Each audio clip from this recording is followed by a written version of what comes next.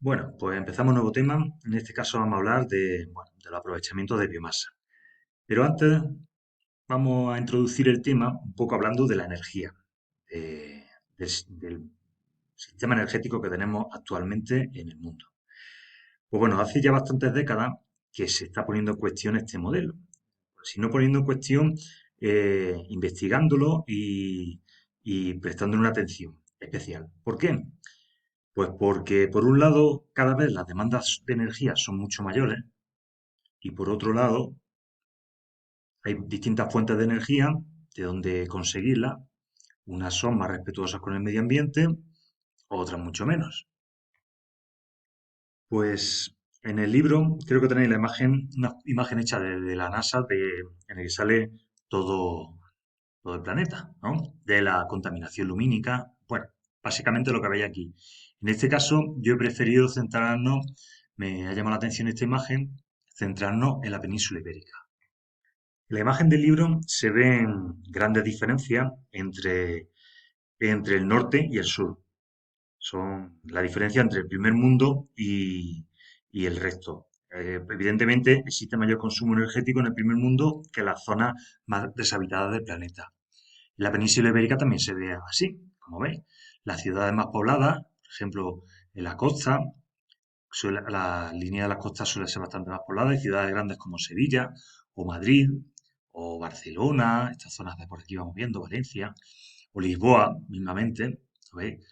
Hay muchísimo más que, por ejemplo, esta zona central de Castilla-La Mancha, esta zona central de La Mancha, más deshabitada y evidentemente pues hay menor consumo de energía.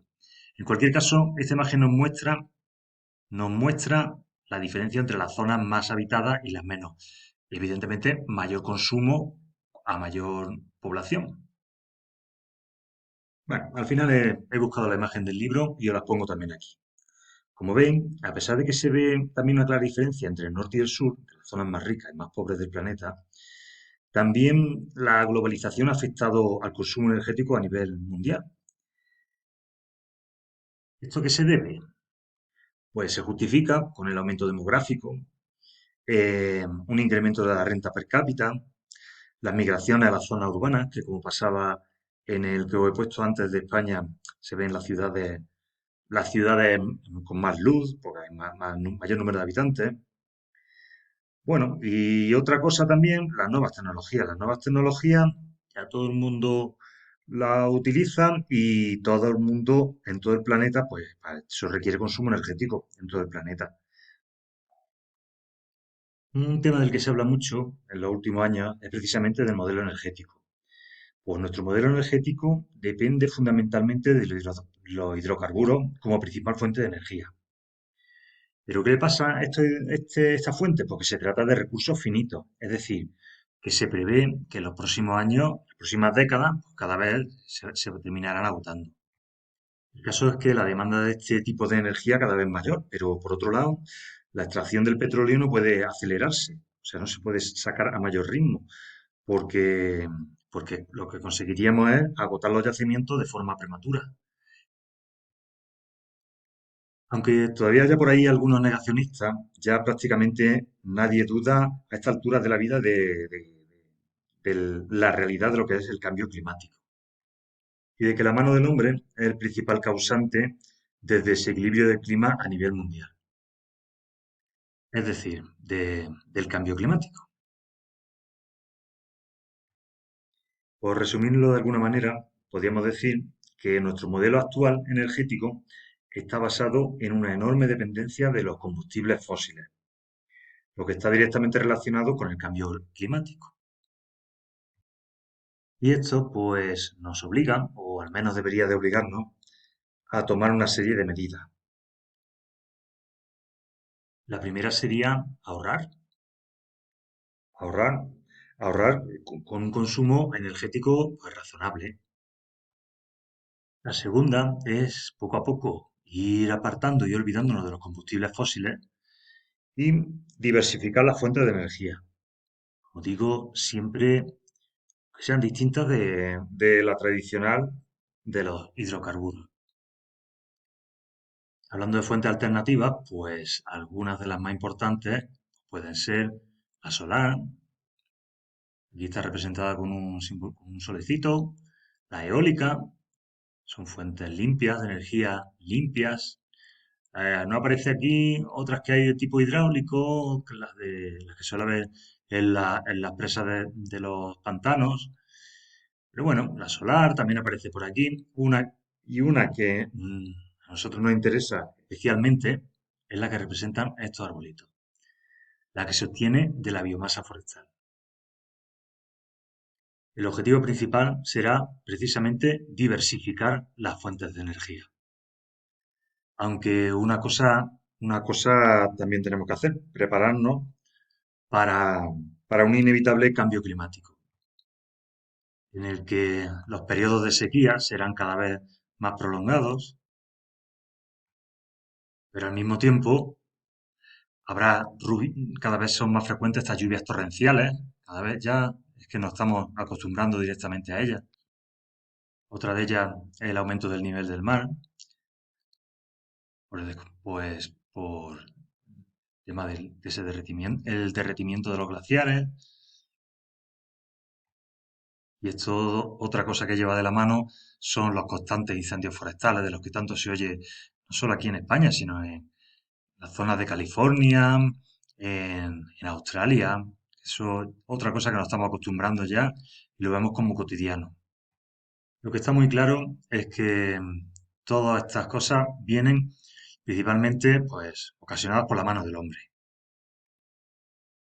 Pues volviendo al tema de la diversificación energética, que es uno de los objetivos, de las medidas que hemos puesto antes, eh, la gestión forestal tiene un papel muy importante y es el que vamos a hablar nosotros en este tema, de la biomasa como fuente de energía. Aunque pueda parecer una contrariedad, el más biomasa contribuye a respetar el medio ambiente por varios factores. Por un lado, hoy existen tecnologías que permiten un rendimiento óptimo de la combustión de la biomasa forestal. Esto quiere decir que se consigue con bajas emisiones contaminantes un elevado rendimiento calórico. Y lo más importante es que existe un aporte neto de CO2, de dióxido de carbono a la atmósfera, prácticamente nulo, porque el CO2 que se desprende es el que se ha ido fijando a lo largo de la vida de la planta. En este dibujo, en este esquema, yo creo que se ve más o menos claro lo que queremos explicar. El arbolito pasa a la biomasa, lo troceamos y de ahí, pues bueno, se transforma en otro tipo de biomasa, pues como hemos dicho antes, que tenga un mejor rendimiento con el mínimo contaminación. En este caso aquí se han puesto pellets, ¿no? Que se procede a la combustión y en la combustión pues se genera CO2 a la atmósfera. Pero ese CO2, a través de la fotosíntesis, se vuelve a fijar en la propia vegetación. No sé si vosotros recordaréis el ciclo del CO2, ¿no? Y del oxígeno, la respiración de las plantas y la fijación. El caso es que gran parte o la mayor parte del CO2 del humo, que de la combustión, a través de la fotosíntesis, vuelve de nuevo a fijarse la planta y se vuelve a cerrar el ciclo. Ese CO2 al fijarse la planta genera biomasa, biomasa se sigue cortando y bueno, aquí tenemos un ciclo en el que la contaminación es prácticamente nula. ¿Y cómo sostienen esta biomasa? ¿Cuál es el origen, no? Bueno, pues cuanto al origen de la biomasa, de donde procede, en un principio podríamos clasificar de dos tipos de origen. El primero de ellos puede ser los cultivos energéticos, o sea, son cultivados expresamente para producir biomasa. Aquí tenemos un ejemplo de Paulonia. La Paulonia es una especie de porte arbóreo de crecimiento rápido y bueno, pues el balance podemos decir que es bastante aceptable su poder calorífico como biomasa. Pero bueno, hay muchos más, aparte de la Paulonia. Aquí hay un ejemplo, por ejemplo, de alcoholígenos como los cereales, sorgo, la caña de azúcar, el sorgo, la caña de azúcar, oleaginoso, tipo girasol, colza, hay otros como el chopo, el eucalipto, incluso el cardo. Lo digo, se cultivan expresamente como biomasa. Por otro lado, aparte de los cultivos, tenemos la biomasa residual, que son subproductos de origen orgánico que pueden usarse como biomasa para, para la obtención de energía. Aquí hay distintas fuentes para encontrarnos con esta biomasa residual. Algunos proceden del sector forestal, que pueden ser restos de poda y clareos, como son los que estamos viendo aquí. Se aprovecha la madera para otro uso y los restos de las ramas pues se aprovechan para biomasa. ¿Eh? Otro ejemplo aquí, que vienen muchísimos residuos forestales de haber hecho algún aprovechamiento y las ramas más pequeñas pues se utilizan para biomasa. Tenemos otros que son de origen agrícola, procedentes. Pues aquí veis una picadora, están podando estos arbolitos y las ramas las pican directamente y las almacenan aquí, en esta saca grande, para, pues para utilizarla como biomasa. Dentro del sector agrícola también tenemos los rastrojos, la parte que sobra después de haber aprovechado el verano. Aquí en nuestra zona nos pilla muy a mano precisamente la biomasa del olivar. Estos son restos de podas que lo han puesto en mitad de la calle pues para aprovecharlo como biomasa. Y aquí luego se recoge toda la carga de las ramas picadas del olivar. El hueso de la aceituna tiene un poder calorífico muy grande. También se utiliza, hay estufas directamente lo que utilizan es hueso de aceituna. Y bueno, esto lo mismo también con restos, hay fábricas también que lo que utilizan son los restos después de haber obtenido el aceite, los sobrantes para quemarlo. Y bueno, lo mismo pasa con la uva y, y otros productos, otros cultivos agrícolas. Otros son los procedentes de la industria de transformación, por ejemplo, en carpintería, bueno, aserraderos, se aprovechan serrines, virutas, trozos cortados, restos de cualquier aserradero, de cualquier... Veis aquí un ejemplo en la carpintería, por los serrines, mirad qué cantidad hay. Y por otro lado, aunque antes hemos hablado de los huesos de aceituna, la verdad es que lo suyo sería clasificarlo de otra manera también. Yo eso quizás lo incluiría dentro de los subproductos de la industria de transformación de la agricultura. Por ejemplo, los orujos que se utilizan, estas fábricas conocéis todas. Aquí en la zona del Condado, en Jaén, he visto, se ven algunas fábricas de este tipo, que lo que se hace es quemar los restos de sobrantes, lo que hablaba antes de la industria del aceite.